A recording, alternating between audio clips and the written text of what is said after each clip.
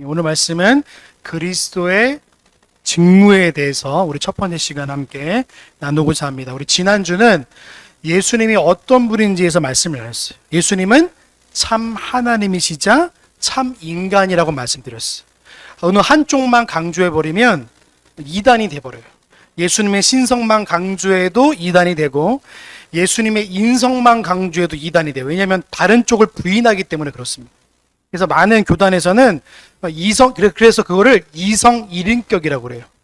두 본성이 혼합되거나 분리되지 않고 하나의 본성, 하나의 인격 안에 섞이지도 않고 나뉘지 않게 완전한 형태로 주어진 것이 바로 이성 일인격, 예수님께서 그런 분이라고 말씀드렸어요. 그렇지만 죄는 없으세요. 꼭 기억하십시오. 그래서 예수님께서 이 땅에 오셔서 우리의 죄를 담당하시고 돌아가셨기 때문에 우리가 구원받은 백성으로 살아갈 수 있는 거예요. 그래서 오늘 그 예수님이 그러면 어떤 직무를 하고 이 땅 가운데 오셨는지를 말씀하고 있습니다. 자, 예수님은 어떤 직무를 하고 오셨는지 말씀을 함께 우리 찾아보면서 함께 말씀을 나누겠습니다. 자, 오늘 본문 말씀인데요. 3장 22절 다시 한번 볼까요? 자, 3장 22절 다시 한번 보겠습니다. 시작. 보자가 주 하나님이 너희를 위하여 너희 형제 가운데서 나 같은 선자 하나를 세울 것이니 너희가 무엇이든지 그 모든 말씀을 자, 선지자이죠. 선지자가 동그란 표시면 선지자가 세울 건데 선지자를 세울 건데 그 모든 말씀을 들으라고 되어 있어요. 예수님은 선지자세요. 오늘 소리문답 23문에 말하고 있죠. 예수님은 낮아지시고 높아지신 그 두 상태에서 제사장직과 선지자과 제사장과 왕의 직무를 행하신다. 이거는 인간의 중보, 구원의 중보의 사역을 감당하기 위해서 이 땅에 오신 거예요. 그러니까 왕직, 제사장직, 선지자직이에요. 그 이유가 있어요. 그래서 이 구원자로서 낮아지고 높아진다는 뜻이 있는데 이 낮아졌다는 건 뭐냐면 비하라고 그래요. 그리스도의 비하, 낮아지심이라고 하고 승귀는 높아지심이라고 말하고 있어요. 그러니까 예수님이 이 땅에 오셔서 낮아지심과 높아지심이 있고 또 제선지자과 제사장과 왕직을 행하신다고 말씀을 하고 있는 거예요. 그래서 우리가 잘 보시면요, 예수님이 어떤 일을 행하셨는지를 보시면 알 수 있는데요. 소율이 문답은 예수님이 어떤 분인지를 우리에게 말씀하고 있어요. 우리의 구원을 위해 어떤 일을 하셨는지를 가르치는데 20문 이후로, 그러니까 소율이 문답 20문 이후로 예수님이 누구신지에 대한 가르침을 계속 말씀하고 있어요. 예수님의 존재와 사역에 대해서 이 두 교리가 복음의 핵심의 내용이에요. 그래서 예수님의 존재와 관련해서 예수님이 이성 일인격이 핵심 내용이라면 예수님께서 우리의 죄를 해결하시는 구원자로서 선지자직, 제사장직, 왕직이라는 세 가지 핵심 사역을 하셨던 이유인 거예요. 그래서 이 세 가지 사역은 예수님께서 낮아지심과 높아지심이라는 상태에서 행하셨어요. 이 사도신경을 보시면 이 내용이 그대로 되어 있어요. 예수님의 낮아지심 몇 가지가 있냐면 5가지가 있어요. 제가 천천히 불러드릴게요. 예수님의 낮아지심은 성육신이 있어요. 성육신. 인간의 몸을 입고 이 땅에 오신 거예요. 그렇죠? 그 두 번째는 뭐죠? 두 번째는 예수님이 율법에 순종하시는 거예요. 그게 낮아지심이고, 세 번째로는 고난을 받으신 거예요. 네 번째로 십자가에 못 박혀 죽으신 거고요. 다섯 번째로 지옥의 고통을 맛보시고 장사되신 거예요. 이게 그리스도의 비하라고 낮아지심이에요. 우리가 해야 될 일을 예수님이 행하신 거예요. 예수님이 우리가 율법에 순종하지 못하니까 예수님이 율법에 순종하셨고, 우리가 고난을 받아야 되는데 예수님이 고난을 받으셨고, 우리가 십자가에 매달려 죽어야 되는데 예수님이 십자가에 달려 죽으신 거예요. 우리가 지옥에 가야 되는데 예수님이 대신 지옥에 가신 거예요. 그것을 사도신경의 예전 버전에는 지옥 강화가 나와 있지만 현대 버전에는 지옥 강화가 나와 있지 않아요. 지옥에 내려가셨다가라는 부분이 원래 있어요, 사도신경에. 그런데 한국교회가 이 부분을 삭제했어요. 그러니까 여러분은 이제 교리문답을 배우셨으니까 예수님이 지옥에 내려가시고 올라오셨다는 부분을 기억하시기 바랍니다. 그게 그리스도의 낮아지심이에요. 자, 그러면 우리의 죄값을 위해서 인간의 육체를 입으신 것도 뭐예요? 예수님의 낮아지심이에요. 왜요? 하나님이 인간의 육체를 입지 않으시는데도 불구하고 인간의 육체를 입으셨으니까 그게 낮아지심이에요. 그리고 하나님 앞에 의를 행하셔서 율법을 완전히 성취하셔서 그 의를 우리에게 선물로 주셨어요. 그래서 우리의 의는 누굽니까? 예수 그리스도예요. 우리의 의는요, 부패한 의예요. 부패한 의. 그러니까 죄로 오염된 의이기 때문에 우리가 조금이라도 의인이라고 말하면 돼요, 안 돼요? 안 되는 거예요. 오직 우리의 의는 뭐예요? 예수 그리스도로 말미암은 의예요. 그래서 우리는 어떤 의인이니까 왜냐하면 예수님의 그리스도 죽으심과 부활하심을 맞이한 의인이기 때문에 의의 의인은 예수님을 의지한 의일 때 진짜 의인이 되는 거예요. 네. 또 고난받으시고 지옥 같은 고통을 맛보시며 십자가의 죽으심을 정죄의 죽음으로 우리의 모든 죄값을 대신 지신 것이에요. 이 예수님의 낮아지심이 우리 죄의 문제를 해결하시고 의를 얻기 위한 예수님의 중보의 사역과 연결되어지는 거예요. 자, 반대로 그러면 예수님의 높아지심이 뭘까? 이거는 총 4가지가 있어요. 첫 번째가 뭐냐면 죽은 자 가운데에 부활하신 거예요. 두 번째로 하늘로 올라가신 거, 승천하신 것이고, 세 번째는 전능하신 하나님 우편에 앉아 계신 것. 지금도 앉아 계셔서 우리를 위해서 기도하신 거죠. 그 중보의 사역. 네 번째로 저리로서 산자와 죽은 자를 심판하러 오시는 재림의 하나님을 바로 높아지심이라고 말할 수 있습니다. 그러니까 예수님의 낮아심과 높아지심이 뭐예요? 예수님의 중보 사역이에요. 중보 사역. 그러면 우리는 어떻게 해요? 예수님이 우리를 위해서 돌아가시고 고난받으시고 율법에 순종하시고 육체를 입으시고 지옥의 고통을 맛보신 것 자체가 우리를 위해서라면 마찬가지로 예수님이 높아지심도 마찬가지예요. 우리를 위해서 높아지신 거예요. 왜요? 구원과 연결되어 있기 때문에 그러는 거예요. 우리가 죽었는데 우리의 부활을 위해서 예수님이 죽으신 거예요. 그러니까 우리가 죽어서 어떻게 되는 거예요? 예수님과 같은 부활의 몸을 입고 살아나는 거예요. 또 어떻게 해요? 우리가 하늘로 올라가는 거예요. 우리는 하늘로 올라갈 사람들이 아니었는데 예정함을 입은 사람들은 하늘로 올라가는 거예요. 또 세 번째로 전능하신 하나님의 보좌 우편 가운데에 그 왕의 자녀들로 우리가 살아갈 수 있도록 하나님께서 은혜를 베풀고 우리가 하늘나라 가면 그 은혜를 누리는 거예요. 마지막으로 재림하신 예수님을 기다리는 하나님의 자녀들로 살아가게 하신 거예요. 그래서 우리가 기독교 교회는 7대 교리거든요. 우리 7대 교리를 고루고루 가르쳐야지, 우리가 배우고 가르쳐야지 진짜 바른 신앙인이 되는 거예요. 근데 어떤 교회는 7가지 교리 중에 몇 가지를 빼고 가르치지 않아요. 죄를 가르치지 않다던가 종말론을 가르치지 않다던가 또 성령론은 어디냐면 삼위일체 하나님에 기록돼요. 근데 어떤 분들은 왜 성령론이 없어요? 이렇게 말하고 있는데 우리 개혁신앙을 가진 성령론이 뭐냐면 인격적 삶을 통해서 성령님의 열매를 맺어가는 삶을 말하는 거예요. 막 불받아가지고 막 방언하고 막 하나님 보고 막 이게 성령을 받은 게 아니라 하나님께서 기뻐하시는 삶의 열매들로서 성령의 삶을 살아가는 게 성령의 나타나심입니다. 전혀 달라요. 오순절 성령론과 장로교에서 말하는 성령론을 구분하실 줄 알아야 돼요. 근데 장로교조차도 장로교에서 말하고 있는 성령론을 말하지 않아요. 왜요? 잘 모르고 다른 데서 배워온 것을 하려고 하니까 자 그걸 못 갖추는 거예요.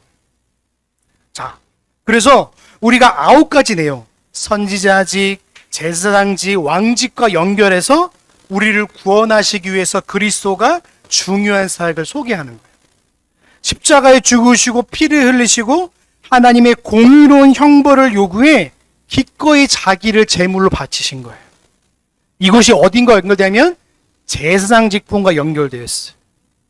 또 우리의 보좌 옆에 앉아서 온 세상을 심판하시고 우리가 악에 빠지지 않도록 사탄의 권세로부터 우리를 막아주는 게 뭐냐면 왕의 직무와 연결되어 있는 거예요. 그래서 복합적으로 세 가지 직무를 이해하게 되고 9가지의 낮아짐과 높아짐 형태로 예수님께서 우리를 위해 무엇을 행하셨는지 이해가 할 수 있는 거예요. 자, 두 번째로 하나님 말씀을 깨닫는 방법이 뭐죠? 오직 말씀과 성령이. 하나님이 누구신지 모르고 어떻게 구원받은지 모르고 하나님이 우리를 위해 어떤 일을 행하시는지 모르는 무지가 인간이 구원받지 못하여 지어 형벌을 받는 것 근본적인 원인이 되는 거예요. 그래서 기독교는 이러한 무지에서부터 깨는 것부터 시작되어지는 거예요. 장로교 개혁파는 왜 그토록 교리 공부를 하고 시편 찬송을 하고 성례를 하냐면 말씀에 입각하여서 예배를 드리기 때문에 그러는 거예요. 그래서 예배는 규정적 원리로 드리는 거예요. 말씀에서 허락한 부분까지 허락하지만 말씀에서 말하지 않는 부분은 하지 않는 거기 때문에 말하는 거예요. 예배론을 배우게 되면요 정말로 은혜가 넘쳐요. 여러분 시편 찬송을 제가 왜 하냐면 시와 찬미의 노래로 하나님을 찬송하라고 아직 예배론에 들어와 있어요. 근데 장로교회가 이걸 가르치지 않으니까 장로교회조차도 시편 찬송을 안 배우고 가르치지 않아요. 또 우리가 어떻게 살아가야 되는지의 부분도 가르치지 않으니까 십계명도 알려주지 않는 거예요. 그리고 우리가 어떻게 하나님 백성으로 살고 성화의 모습으로 살아가는지를 배우지 않으면 성례를 자주 시행하지 않게 되는 거예요. 그러면 성례를 1년에 몇 번 하죠? 일반 교회는? 2번 하면 많이 하는 거고요. 1번 하는 데도 있어요. 그러면 성도의 가장 중요한 권리를 교회가 뺏는 겁니다. 왜요? 하나님의 거룩한 백성으로 살아갈 수 있도록 주신 선물이 성례입니다. 성례. 거룩한 도구로 하나님께서 이 성례를 자주 행해라. 너희가 거룩한 삶을 살아갈 수 있다라고 확신하게 허락하신 게 성례예요. 성례. 근데 이거를 하지 않는 건 뭐예요? 성도의 가장 중요한 권리를 교회가 뺏는 거예요. 그래서 저희 교회는 그래서 2주에 한 번씩 해요. 그래서 2주에 한 번씩. 한 주에 한 번씩 하려다가 너무 자주 하게 되면 이게 습관화가 될까봐 제가 2주에 한 번으로 제가 했어요. 여러분, 우리가 예수님의 말씀을 예수님께서 어떤 분인지 알지 못하고 구원받은 백성으로 살는 것을 잘 알지 못하면 그냥 우리가 하는 형태대로 살아갈 수밖에 없는 거예요. 여러분, 선지자직에 대해서 한 말씀 나눌 텐데요. 말씀과 성령으로 하나님의 뜻을 알려주시는 거예요. 그런데 하나님의 뜻은 반드시 성경 66권이라는 기록된 하나님의 말씀의 토대로 우리에게 가르쳐 주세요. 그래서 종교개혁 이후로 500년 이후로 우리 개혁파 신앙은 정통 기독교는 하나님을 어떻게 알아가느냐, 하나님을 어떻게 만나느냐, 하나님을 어떻게 깨닫느냐, 이거를 할 때 오직 하나님 말씀을 통해 교리를 이해하는 데서부터 출발하는 거예요. 여러분, 하나님 말씀을 듣는 겁니까? 보는 겁니까? 듣는 거예요. 근데 요즘 교회는 어떻게 아십니까? 말씀을 보게 하려고 그래요. 그래서 아이들로 하여금 만화 성경, 그리고 요즘 심지어는 여러분 킹 오브 킹즈라 나와 있죠? 그걸로 신앙을 대체하려고 그래요. 여러분, 신앙은 보는 게 아닙니다. 듣는 겁니다. 교리문답을, 그래서 종교개혁 사람들이 왜 그때는 그림으로 안 그렸을까요? 왜 글로 했을까요? 깨닫고 듣기 위해서 그런 거예요. 근데 오늘날 교리문답을 안 가르치고 성경을 자꾸 어떻게 합니까? 쉽게. 그러다 보니까 성경을 아예 그림책으로 만들어버렸어요. 말씀을 그림책으로. 그러면 얼마나 편해요. 그렇죠? 읽기도 쉽고. 그런데 그러면 어떻게 됩니까? 하나님을 잘못 알아갈 수도 있어요. 그래서 예수님도 만들고 나타내면 될까요? 안 될까요? 안 됩니다. 왜요? 제2계명에 나와 있기 때문에. 제2계명이 뭐죠? 하민이 뭐죠? 아니, 우상 숭배하지 말라. 하나님을 어떤 형태로든지 표현하거나 만들지 말라는 뜻이에요. 그럼 우리가 배웠죠. 예수님이 어떤 분인지 배웠죠. 예수님 어떤 분이세요? 참 하나님이시자 참 인간이세요. 그러면 예수님을 표현해도 돼야 안 돼요? 근데 한국 교회가 이걸 말하지 않아요. 그냥 예수 그 영화가 몰몬고 영화인지 아니면 이거 상업적 영화인지 이런 식으로만 다루지 근본적인 것을 다루지 않아요. 그럼 성도들이 이걸 배울 수 있는 기회가 있을까요? 없는 거예요. 예수님은 단 한순간도 자기를 어떠한 모습이라고 얘기한 적이 없으세요. 딱 한 군데 있어요. 이사야 말씀에. 고운 모양도 없고 풍채가 없다고 말씀한 것 외에는 예수님의 외모에 대해서 한 번도 얘기한 적이 없어요. 그래서 바리새인과 서기관들 이렇게 말해요. 너희가 아브라함의 후손인데 그렇게 네가 왜 아브라함의 자손인데 그러면 네가 그 조상이라고 말하면서 예수님에 대한 외모에 대해서 한 번도 성경에서 말하고 있지 않아. 왜 그럴까요?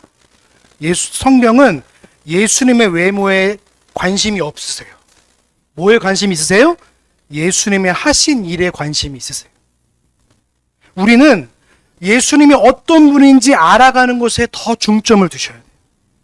예수님이 무슨 사역을 하셨고 왜 오셨고 어떻게 우리를 위해 돌아가셨고 우리를 위해 왜 부활하셨는지 알아가지 못하면 자꾸만 성경을 쉽게 보려고 그래요. 그래서 여러분, 요즘 사람들은요 보는 데 익숙해서요 설교를 잘 오래 듣지 못해요. 그래서 30분만 앉아있으면요 허리가 뒤틀려가지고 못 앉아있어요. 여러분, 그래서 제가 우리가 얼마든지 프로젝트 하고 해도 되는데 왜 하지 않은 이유는 뭐냐면 그런 의미도 있는 거예요. 하나님 말씀을 바르게 배우지 않으면요 잘못된 신앙을 근본으로 해서 시작될 수도 있어요. 그래서 소요리문답에 분명히 말하고 있는 거예요. 자, 우리 23문 같이 한번 읽어볼까요? 23문 같이 보겠습니다. 시작! 그리스도께서는 선자의 직무를 어떻게 행하십니까? 그리스도께서는 우리를 구원하시려는 하나님의 뜻을 말씀과 성령으로 우리에게 나타내어 선지자의 직무를 행하십니다. 성령님이 우리 안에 말씀을 내적 조명을 하셔서요 그 말씀이 우리 안에 깨달아지고요 그럴 때 예수 그리스도를 인격적으로 만나는 역사가 일어나는 거예요. 하나님을 말씀으로 만나는 것이지 그림을 통해 만나는 게 아니에요. 그거는 카톨릭식 방식이에요. 카톨릭은 그림과 형상으로 교리 교육을 했어요. 그래서 성당에 와보시면 스테인드 글래스로 예수님의 사역을 성육신부터 해서 쫙 그려내요. 그래서 12월 25일 날 되면 명동 성당 앞에 가보면요 아주 멋있습니다. 예수님이 마국간에서 마리아가 예수님 안는 모습이 얼마나 좋아요. 그렇죠? 근데 그 모습을 보면서 우리는 통탄해야 돼요. 왜요?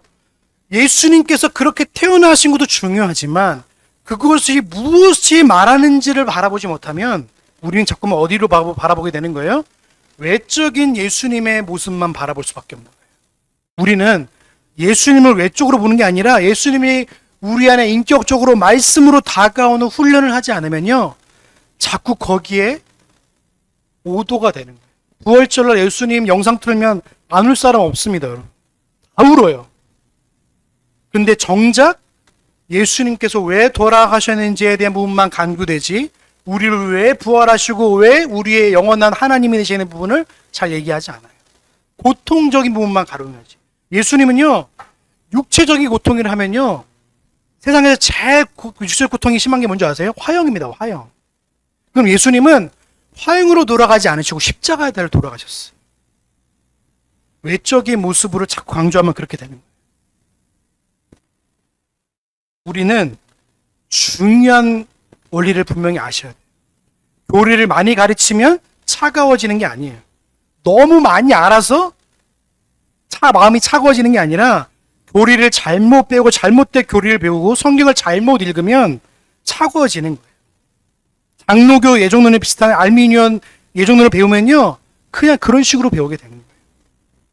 자, 우리 말씀 찾아볼까요? 요한복음 15장 15절입니다. 같이 보겠습니다. 시작. 이제부터는 너희를 종이라 하지 아니하리니 종은 주인이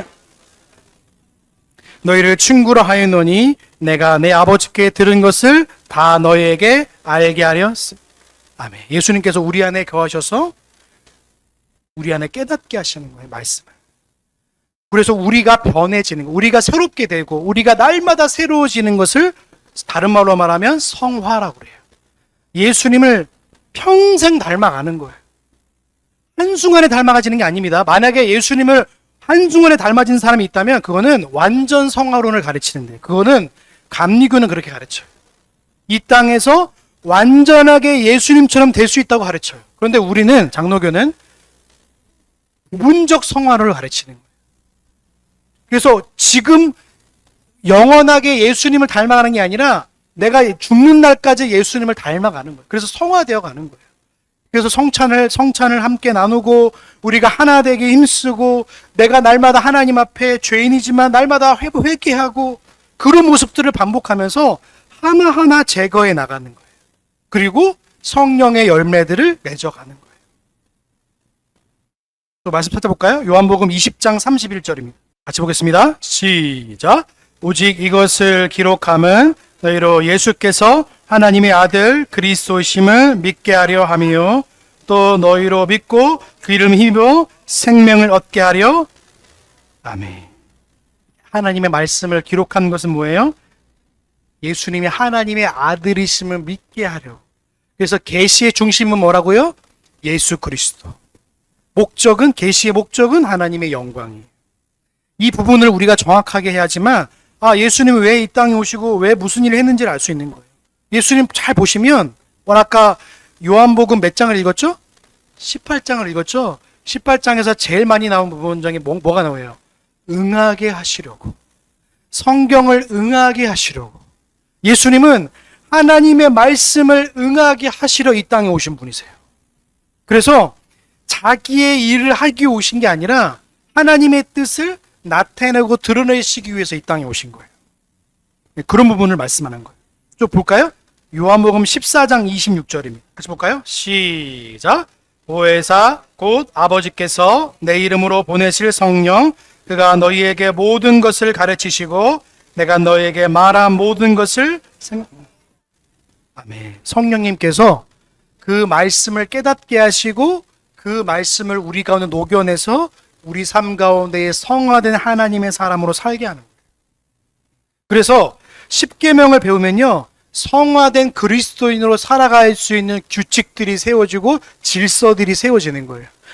십계명을 안 배우면 그리스도인의 삶이 어떻게 살아갈지 방향과 목적을 잃어버려요. 그래서 십계명을 배운다는 건 무슨 말이냐면, 율법을 배운다는 게 아니라 율법에 새겨진 하나님의 뜻을 배우는 거예요. 그래서 십계명을 잘 배우게 되면, 내가 요계명을 배우게 되면 단순히 그냥 부모를 공경하는 게 아니라 하나님이 주신 권위와 질서들을 배우기 시작하는 거예요. 그래서 부모님을 사랑하면서부터 질서를 인식하게 되고, 그 질서가 어디로 이어지는 거예요? 밖으로 나가지면 사회에서는 내 직장 상사, 그리고 교회에 오면은 담임 목사님, 국가 질서에 가면 대통령과 위정자들에게 순종하고 순종하는 거예요. 5계명 안에 이런 깊은 뜻이 있어요. 근데 교회들이 이걸 안 가르치니까 어떻게 해요? 권위 질서가 이미 시작되지도 않은 채 세상에서 말하고 있는 그냥 자유와 평등이란 질서 가운데에 그냥 그대로 들어와서 담임 목사나 성도나 똑같이 이런 기준으로 살아가는 거예요. 여러분, 저와 여러분들은 똑같은 직분이지만, 하나님 부르신 직분이지만 구별성이 분명히 있어요. 이런 것들을 제가 배우지 않게 되면요, 6, 7, 8, 9, 10 이런 계명들조차도 우리가 어떻게 성도 안에서 삶으로 풀어내고 적용하고 어떻게 살아갈지 모르면요, 가정 안에서 혼란을 겪게 되는 거예요. 그럼 가정의 호주인, 그래서 남편을 어떻게 존중하고 이런 부분부터 시작해서 이웃사랑에서 시작되어지는 거예요. 그래서 우리가 하나님 말씀을 우리가 잘 배우는 것이 정말 중요한 것인데, 성령께서 그 말씀을 깨닫게 하고 우리를 진리 가운데 이끌어 가시는 거예요. 자, 말씀도 찾아볼까요? 요한복음 1장 1절입니다. 같이 보겠습니다. 시작. 태초에 말씀이 계시니라. 이 말씀이 하나님과 함께 계시니 이 말씀은 곧 예수 그리스도가 하나님이심을 말씀하고, 그리고 삼위 하나님이 오늘도 우리 가운데 함께 하시고 여전히 우리와 동행하시고 온 우주 만물을 다스리고 계신 거예요. 네. 자, 우리가 제일 많이 보는, 전도할 때 제일 많이 쓰는 구절이 어디죠? 1장 12절이에요. 같이 볼까요? 1장 12절 같이 보겠습니다. 시작. 영접하는 자, 곧 그 이름을 믿는 자들에게는 하나님의 자녀가 되는 권세를, 자, 전도하는 분이 제일 많이 쓰는 구절이에요. 그렇죠? 그런데 13절을 읽으면 또 다른 내용이 나와요. 13절 같이 한번 읽어볼까요? 시작. 하나님께 난 자들이 하나님의 자녀가 되는 권세를 가진 거예요. 그러니까 이런 해석이 없으니까 무조건 영접하면 하나님의 사람이 된다고 하면 안 되는 거예요. 아셨죠? 사람의 뜻으로 나지 않고 혈통으로나 육종으로나 사람의 뜻으로 나지 않는 게 뭐예요? 하나님의 자녀예요. 하나님의, 오늘 13절을 기준으로 하면 하나님께로부터 난 자들이에요. 결국 그 자들이 뭐예요? 예정함을 입은 자들. 에베소서에 나온 예정함을 입은 자들이 하나님의 자녀들인 거예요. 그러니까 우리가 말씀을 오해하면 이러한 일들이 일어나는 거예요. 여러분, 하나님의 말씀을 잘 보면요, 그래서 말씀 속에서 역사하신 하나님을 경험하게 되는 거예요. 자, 또 말씀 찾아볼까요? 1장 14절 같이 볼까요? 1장 14절 같이 보겠습니다. 시작. 말씀이 육신이 되어 우리 가운데 거하심에 우리가 그 영광을 보니 아버지 독생자의 영광이요 은혜와 진리가, 하나님 말씀과 성령은 뗄래야 뗄 수 없는 거예요. 그래서 성령님은 단독으로 사역하는 분이 아니에요. 항상 말씀을 통해서 역사하시고 말씀을 통해서 역사하시는 분이세요. 우리는 착각하는 게 뭐냐면 말씀과 성령을 똑 떼어내서 할 수 없어요. 성령님은 에너지가 아니에요. 성령님은 어떤 기운이 아니에요. 근데 부흥 강사들이 한국 교회를 망쳐놨어요. 성령 받아라 막 이러면서 막 장풍 쏘고 막 이러잖아요. 성령님이 하나님의 신론을 깨 부수는 거예요. 그러면 성령님은 에너지가 아니라 하나님이신데 마치 성령님을 에너지식으로 가르쳤어요. 그러니까 어떻게 돼? 성령 받아라, 성령 받으라 이렇게 이렇게 되어버리는 거예요. 우리는 성령님을 하나님으로 인정하는 사람들이기 때문에 말씀을 듣고 말씀을 깨달을 때마다 성령님께서 우리로 하여금 말씀을 통해 살아갈 수 있도록 힘과 능력을 허락해 주시는 거예요. 그래서 말씀 안에 거하시며 말씀을 통해 역사하시는 분이 누구예요? 성령 하나님이세요. 예수님께서 하늘로 올라가셔서 나 대신 보혜사 성령 하나님을 보내주신 거예요. 어느 때까지요? 예수 그리스도가 다시 오실 때까지. 그때까지 우리를 보호하시고 우리와 하나 되게 하시고 우리와 교제하시고 우리와 영원히 함께 하시는 거예요. 그래서 우리가 이런 것들을 잘 교리적으로 얘기하고 풀어내지 않으면 어떻게 되냐면 개인적 주관적 신앙으로 머물 수밖에 없는 거예요. 그러면 교회가 하나가 될 수 없어요. 그래서 공교회적 하나에 대한 신앙을 배우지 않으면요 교회가 하나가 될 수 없는 거예요. 또 말씀 찾아볼까요? 요한복음 1장 18절입니다. 같이 보겠습니다. 시작. 본래 하나님을 본 사람이 없으되 아버지 품속에는 독생을, 아멘. 하나님이 어떤 분인지를 계속 말씀하고 있죠. 자, 오늘 또 찾아볼까요? 히브리서 1장 1절에서 2절입니다. 우리 같이 보겠습니다. 시작. 이쪽에 선지자들로 여러 부분과 여러 모양으로 우리 조상들에게 말씀하신 하나님이 이 모든 날 마지막에 아들로 우리에게 말씀하셨습니다. 이 아들을 만유의 후사로 세우시고 또 저로 말미암아 모든 세계, 아멘. 예수 그리스도가 하나님이심을 말씀하는 거예요. 그러니까 우리가 예수 그리스도께서 우리 이 땅에 오시고 선지자직, 왕직, 제사장직을 감당하셔서 우리를 위해 죽으시고 우리를 위해 부활하신 비하와 승기를 거치셔서 하나님 나라에 입성하신 거예요. 그러니까 우리도 마찬가지인 거예요.